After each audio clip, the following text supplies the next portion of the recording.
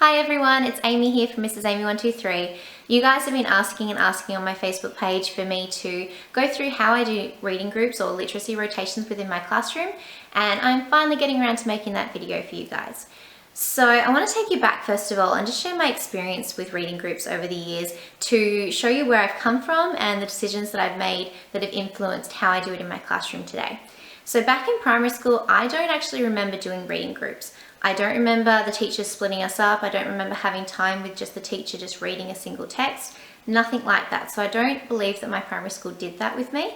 So the first time that I really was exposed to reading groups was in university. I think my lecturers kind of alluded to it a few times, and then on my first prac I saw the teachers there doing an example of reading groups. So that main teacher would take a group, she would read with them, and the other groups were doing things like listening posts, Play-Doh, and I can't remember what the other one was, sorry. And then later on, I had another teacher who did reading groups, but hers was more of a everybody is reading in groups. So every single group was reading a text and one was reading with her. And so when I went out to my first year of teaching out in a rural school where most of us were first year teachers, there wasn't really many experienced teachers there to really draw knowledge from, and there was no real plan in place for exactly what we had to do within our classrooms. I basically decided I didn't want to do reading groups. I hadn't had much experience with it, I hadn't seen much proof that it was all that great, and there wasn't that many resources within the school, so I just didn't do it. Then when I went to my next school where there was a lot of teachers who had been there for a very long time, I saw that the other two grade 1 teachers, because I was in grade 1 that year, they were doing reading groups, and I thought, well, okay, maybe this is something that I need to do so my kids aren't disadvantaged and I'm, giving them an opportunity that the other two teachers are giving them as well. So their kind of take on it was to have one teacher reading with one group and then the other kids were off doing other things. And to me, that just I didn't have the bank of resources to do that, and I didn't want to do like one on Play-Doh because I didn't really feel like that was doing much for them. And so what I decided to do was what I'd seen on my one of my pracs, which was to have 4 groups and every single group was reading. And I kind of petered around the different groups, so I would be with one group long enough to listen to every single child read, and then I would go to the next group and listen to every single one of those children reading. And every single group was leveled according to their ability. If I was lucky enough to have an EA that day, then I would have an EA take one of the groups. What I found though was that when I wasn't with a group, the kids were usually off task, or they were having trouble with, some words, or another kid was jumping in and helping a kid with a word and not giving them an opportunity to really sound it out. And I was just feeling like it was this big stress point for me because I felt like half the time I was just behavior managing the other groups and, fleeting around from group to group and not really spending much time with them. I didn't feel like there was any quality teaching going on. So my next year, when I was in year 3, again, I was with some other more experienced teachers around me, so I was emulating what they were doing in their classrooms with their reading program. And so I was back to the more traditional, okay, one group is with me and the other groups are doing certain specific tasks. So that year I had another group who was oral reading. Just as a group, they were doing like funny voices and playing around with their reading. There was another group that was on the computer doing some computer programs to do with reading. Another group I had was doing the Comprehension Boxes, which I'll talk a bit more about later on because I still use them. And then the other group was usually doing some sort of activity, if I could try and find one that week that was just kind of thrown at them and explained to them then and there. Again though, I felt like it just really wasn't quality and it wasn't working that great. I think it was 4 groups that year, and I would do reading groups once a week, and I would spend about an hour and a half on the reading groups, and the kids would rotate around every 15 minutes. So I would start with one group and then they would go to the next activity, then the next activity, and the next activity. But when you're rotating around like that, a lot of time is wasted on transition. So telling the kids where to go, reminding them what to do for the 50th time because they've forgotten, and then getting your group set up ready to do something. So if you're spending 15 minutes per rotation, you're losing some of it on transition. You're probably only getting about 10 minutes with your group. Now, if you have 5 kids in that group, each kid's only really getting 2 minutes of your time. It didn't sit right with me. It didn't feel like I was really giving the kids the attention that they needed or deserved. I felt like everything was rushed. And again, I still just wasn't happy with it. So then the year after that, that was the year that guided reading came to our school, and it was really, really pushed. I can't remember, I think it's like Fontanelle or something like that, that there was the buzzword back then. Everybody was trying to do guided reading, and so our school really pushed that on us, and we had a bit of PD with our deputy to try and get us all doing it right. And if you guys don't know much about me and my approach yet, I am a really, really, really big believer in whole school approaches. I feel like if the whole school is doing one approach and the kids are getting the continuity year after year after year of the same thing, that can be a huge benefit to students.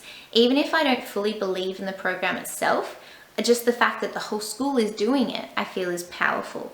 And so when my deputy or my principal puts on a new approach, I'm going to do it to my best ability. I'm going to try and do it to the letter, exactly what they're telling me and how they're telling me to do it. And if you guys have any experience with the proper guided reading program, the kids aren't meant to read out loud. They come to you, they read the text silently, and then you ask them questions. And again, it didn't quite sit right with me. I felt like oral reading is a big part of reading. It's a big part of knowing exactly how the kids are doing with their reading ability. It's a big part of knowing that you're picking the correct text for them. And there's a lot of strategies around reading, like sounding out and chunking, that you can only do when they're reading out loud. On top of that, they told us we had to do it every single day. And I was just mind boggled at the amount of time that I was going to be losing every single day to just reading. Don't get me wrong, reading is very, very, very important, but there's so much in our curriculum that we have to squeeze in, and there's so many other areas where you can integrate reading. I just felt like it was a lot of time wasted. So I had to keep tweaking it to try and find my happy place and my happy point with it. And while my deputy told me that I had to do it every day, they didn't say that I had to see every group every day. So I took that and I tried to see 2 groups a day. And then eventually I dropped it down to 1, except for my weakest group of kids, who I would try and see twice a week. And in their second time that I would see them for half the amount of time, and then I would see my top group for the rest of the time. So I was only seeing my top group once a week and for a shortened amount of time. So again, this still wasn't really working for me. And that brings us up to the point now of my guided reading, of my reading approach now and how I work it within my classroom. And let's get into that. So I'll show you a copy of my timetable on the screen now.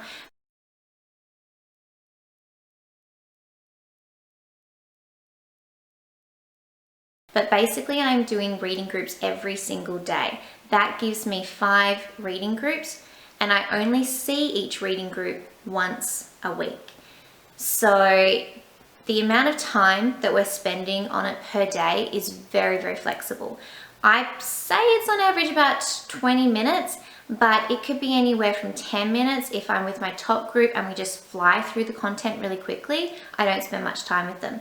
As opposed to sometimes my weaker group, you know, if we're really nutting something out and we're really getting somewhere and we're really having some in-depth conversations and doing great work with our comprehension or our reading strategies, then I could extend that out to like 30 minutes. And my timetabling on my current timetable, it gives me the flexibility to do that. The rest of the kids are off doing an activity that I know that they're set up and there's routines in place that I can stretch that or I can condense it. And I know the kids will still get their work done. They'll still be occupied for that full amount of time. With guided reading not fully being at our school anymore, I've definitely gone back to the oral reading, and I do get every single group to read out loud to me most weeks. There are some weeks when I go, no, that's fine, I don't need to hear them read out loud. I'm doing a lot of comprehension, a lot of different questioning strategies. I'm in year 4-5 this year, but last year I was in grade 1, so last year I was doing a lot of out loud reading strategies like your chunking and your sounding out. So you can see here on my term planners, I have a section for reading groups, and I have a skill that I'm really targeting every week. That doesn't mean it's the only skill that I might be talking about or referring to or asking questions about, but it's the main one that I want to focus on for that week. I do have one strategy for the whole class, but that doesn't mean that every single group's going to get that. Sometimes, especially with the weaker group, might be so far behind the rest of the class that they're working on completely different strategies. But it gives me a bit of a focus point and a bit of an idea of what I need to go and where I need to cover, and keeps those kind of things in the forefront of my mind. So let's talk quickly about sharp reading. So sharp reading, I think, originates from New Zealand, and it's a program that I've just started using this year. I haven't done any formal training on it, but I have colleagues who have, and they've brought it back to our school and kind of given us some mini sessions on it. So sharp reading is a bunch of texts that are just on one A4 page. They're short enough that you can usually get through one in one sitting, depending on how much time you have to designate to it. And currently there are 3 levels within this program. They are hoping to extend it out and give it more, but for now they've got what they call level 1, level 5, and level 9. So it's really, really easy for me to prep reading in my classroom at the moment because I don't have to go to the library and troll through the books and try and find something that's at the kids' level. I can just go to these display files that I've got with all of the different texts in them and just go, okay, this is the text that's done this week. And then every single group is reading the same idea of a text, but at a different level. So levels 1, 3, and 5 all have the same titles of their text, and the texts are all essentially about the same thing, but they use different vocabulary and different sentence structures to change it up to make those different levels, which is really, really great because it means when I do an activity on the book with the guys in my classroom, they all know exactly what's going on because they've read essentially the same text. So with sharp reading, they have this really interesting approach where they get the kids to read a paragraph in their own head, and then each student takes a turn of reading one sentence each. But after they've read a sentence, they have to explain what that sentence means in their own words. And I really, really like that approach. I like the fact that they're getting some oral reading in. I like the fact that they're showing me their understanding of a sentence because I've never seen that anywhere before. And it's really interesting to see sometimes how the kids can get a bit confused by what a sentence means, or that they just kind of sit there and they can't talk about it and they can't put it into words. Then what we do at the end of it is I ask them a few comprehension questions at the end of each paragraph or at the end of the whole text. Now that isn't necessarily part of the sharp reading program, but that's something that I still really want to do within my program to make sure that I am maximizing our time and covering as many different concepts as I can and really making that high quality time for the students. So I've been liking sharp reading. I like the fact I don't have to go and get a whole heap of things organized. It's just always in my classroom. I have 6 copies of every single text, so it's always ready. Even if I forget to really get things out, it doesn't take me very long to go and find the display file and get the text out and give it to the students. Another part of sharp reading that I forgot to add was that they have a piece of card that they use to cover up the rest of the text so nobody can go ahead and read it. So you can do a lot of prediction stuff because they can't go ahead and read the extra stuff. There's no pictures, so I don't know if it'd be very effective in a grade 1 classroom where, those kids at that very beginning level really need those pictures as support, and that's a strategy that they use. But for my year 4-5s, it's working quite well. I definitely recommend if you're going to do sharp reading to read the texts ahead of time. Some of them are a bit inappropriate for some of the age ranges. So at the bottom of the different levels, it tells you, this text is for this age range. And I suppose maybe some of the texts would be more appropriate if they were used in high school as opposed to my year 4-5 class.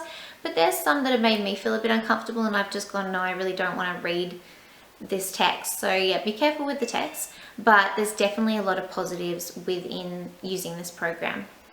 So let's talk about what my other groups are doing during this time. So I'm a very, very big fan of the comprehension boxes. They are the ones where you've got a whole heap of texts of different colored levels and the kids go to them, they read the text. On the back is a bunch of questions. They answer the questions on a template that you provide for them, and then they go and they get the answer key and they mark them. These have been around for forever. I'm pretty sure my mum and dad, maybe even my grandparents, had some sort of thing like this in their school. I remember in primary school doing these boxes as a whole class thing and just loving them because you wanted to get up to that top level and be the first person to move on to the next level. So I have a lot of fond memories of them.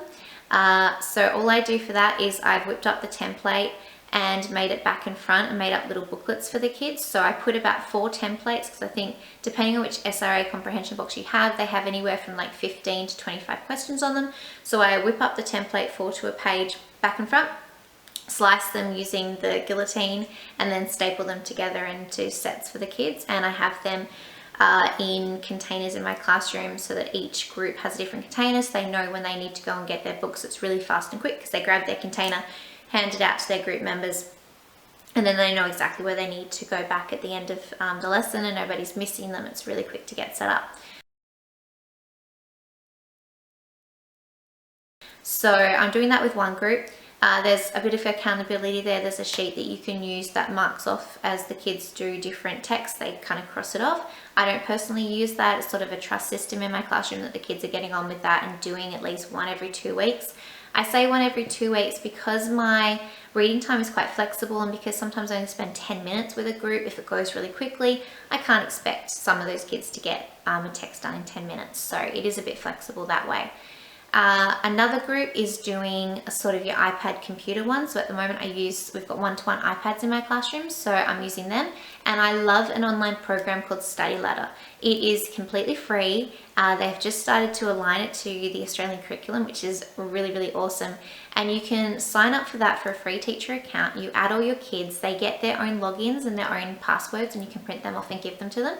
And then they have access to pretty much the whole site. They can go through, there's games to play, there's tutorials to watch, there are interactive things. There's just a wealth of things on there. I don't probably even know half of the things that are on there.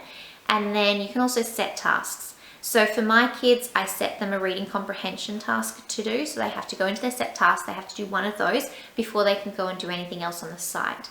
It is one of those sites where they get points for each activity that they do, and then those points can be used to upgrade their avatar, to give the avatar like a bedroom with like different things in the bedroom, like furniture and stuff, which is really cool. The kids really love that aspect, and there's a lot of really fun games on there. I believe there is also a paid version of it, but I've never needed to even think about going there because there's just so much on there for free. So I definitely recommend that. It didn't used to be iPad friendly, and that really worried me for a while there because our school got rid of all our computers and we were iPads only. But recently it looks like they've changed some stuff, or maybe the iPad technology has changed, I don't know, but it works on iPads now, so that's just so good. Then my next group is on Words Their Way. If you've seen my spelling PD recently that I did on YouTube, you will have seen that I use Words Their Way in my classroom, but I do it a bit differently because I use it during my reading time. This is purely because of the fact that it was mandated in my school a couple of years ago. I made up all the resources for it and I kept all the resources, so I saw the benefit because I had them there in using them. If you don't know what Words Their Way is, I'll give you a quick rundown. It's basically a whole heap of spelling sorts. They come on A4 pieces of paper. So one of the ones that always comes to my head is the headings h, sh, and s. And then you've got a bunch of pictures and the kids have to sort out what those words start with. And the kids are meant to cut them up themselves. They're meant to put the sort in like a baggie and do an activity every day on the sort, including sorting them out every day, and then do a test at the end of the week. Basically, I don't like the Words Their Way program as a whole week strategy. I think it takes up a lot of time for not enough results from it. But I do like the kids doing the sort because I can see them getting some benefit out of it. So I do that during my reading time. I've photocopied them all onto colored cards, so each kid does the assessment that they give you to figure out which level they're at, and the kids know that that level equals a color, and they have to go up and get the colored sort out that I put out for them every week. They take that back to their desk, they sort it out first, then they copy it into their writing book, and then for most of the year what they've been doing is taking that and then rewriting it onto Pic Collage, which is an iPad app. And then they had a bit of free time if they finished all of that. The Pic Collage was kind of the extra thing. Not everyone always finished that. This term I've tried to move it up a little bit, mess it up a little bit, and make it a bit different because I knew they were getting a bit sick of that routine.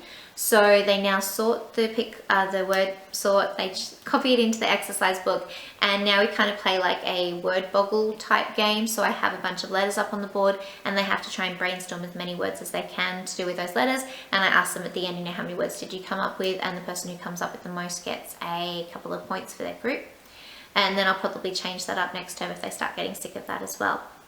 So Words Their Way is great for reading rotations because it's so quick. I've got the activities already all set up. I don't have to do much prep work each week for it. I just give it out, they do it, they know exactly what to do, and they're all on their own level. So it's really hard for the kids to try and work together because they're usually not on the same level.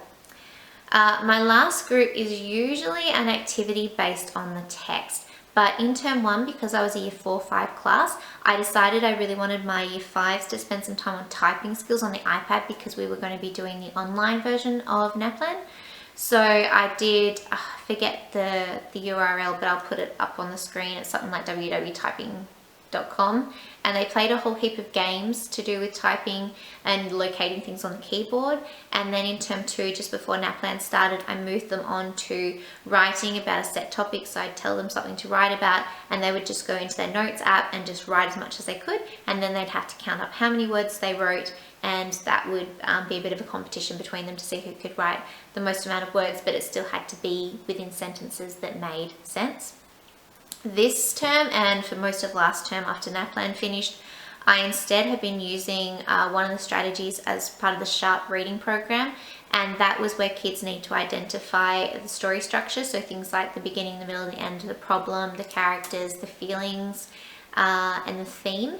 And so what I did was I took those things, I put them onto a template where I put 4 to a page, so they were the same size as the templates that I was using for the SIA comprehension boxes. And again, I made them back to front, cut them up with the guillotine, and made them into little booklets for the kids. And they just go and get them out when they do this activity. It's based on the Sharp reading text that they did the day previous to that. So they reread it if they need to. A lot of the time they don't, because it's still fairly fresh in their head, and so they'll fill that out. And then the accountability on that one at the end of the day, at the end of the session, is to come up to me and I just quickly slide it to make sure that they're writing enough on each page, and that's enough for that group. Next term I'll probably change it up again.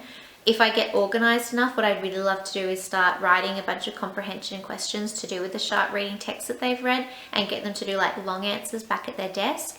But that hasn't happened yet. This is my first year in year 4-5, so I feel like this year I'm spending a lot of time making resources because I didn't have much for this kind of year group before. So if I was to repeat this year group next year, I would have a lot more, things already done and planned and prepped from the previous year. So I'd feel like I'd have more time to do those comprehension texts.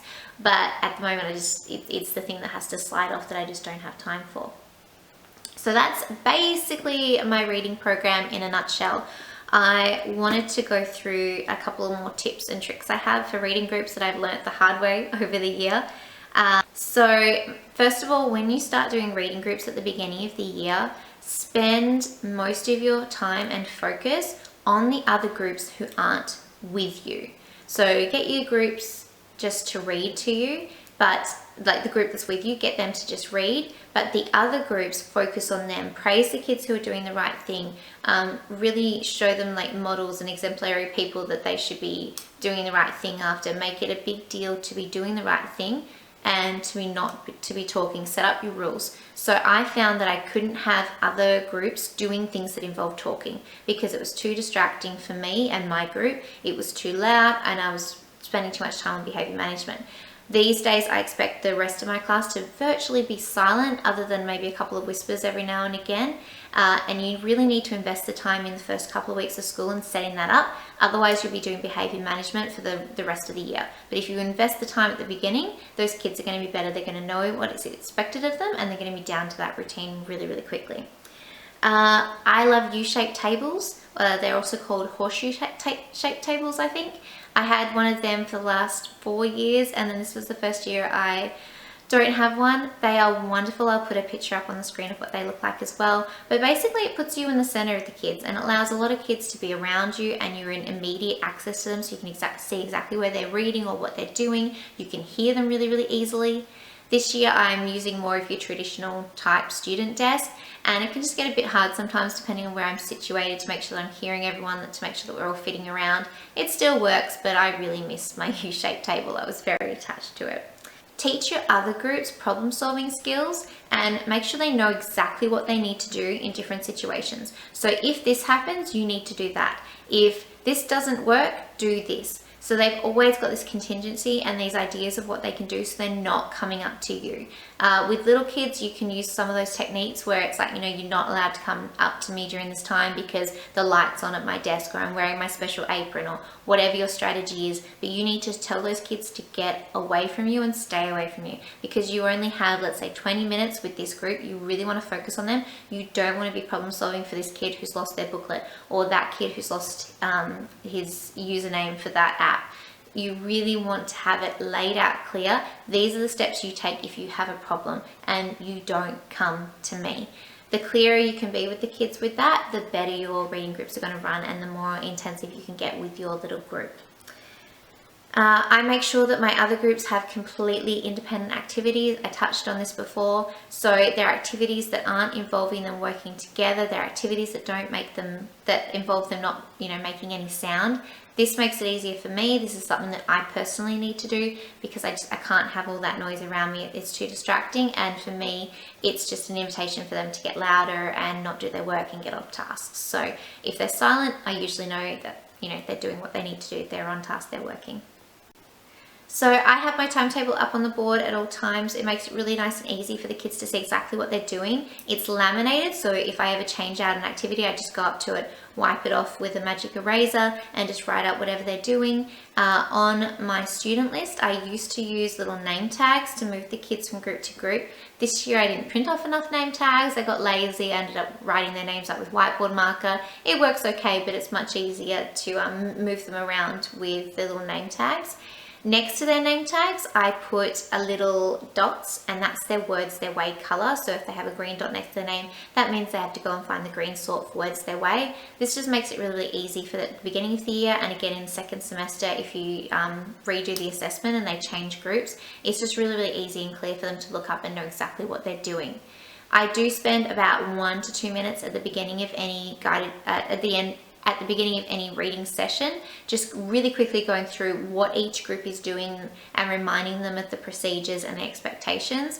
Again, it only takes 1 to 2 minutes just to really quickly run through it, but if you just let them go and just expect them to know what to do, you're going to have at least 1 or 2 kids coming up to you and asking, and you're going to have just slight problems. So it's just easier to just quickly run through it.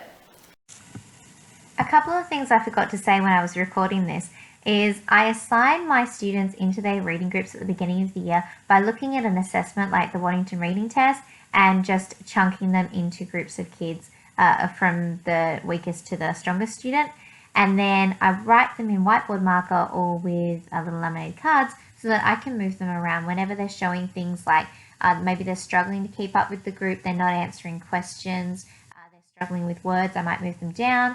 Or if they're chomping at the bit to really get involved in answering the questions because they always know the answer, then I might be looking at moving them up. I also use a recording sheet just to tell me which text each group is reading, and then there's a little space for comments if I want to write something about the kids.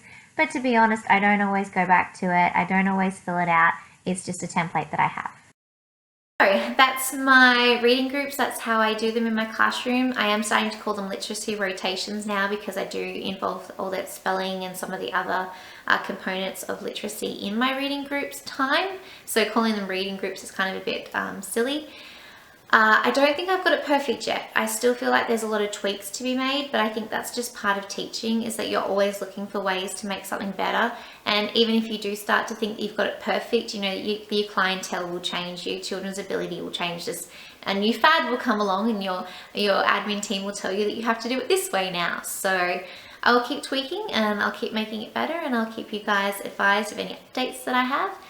For now, I hope you've enjoyed this video. Feel free, if you have a certain strategy that you think works really well, to pop it into the comments so we can all benefit from learning from each other. Thanks guys, and I'll see you later. Bye.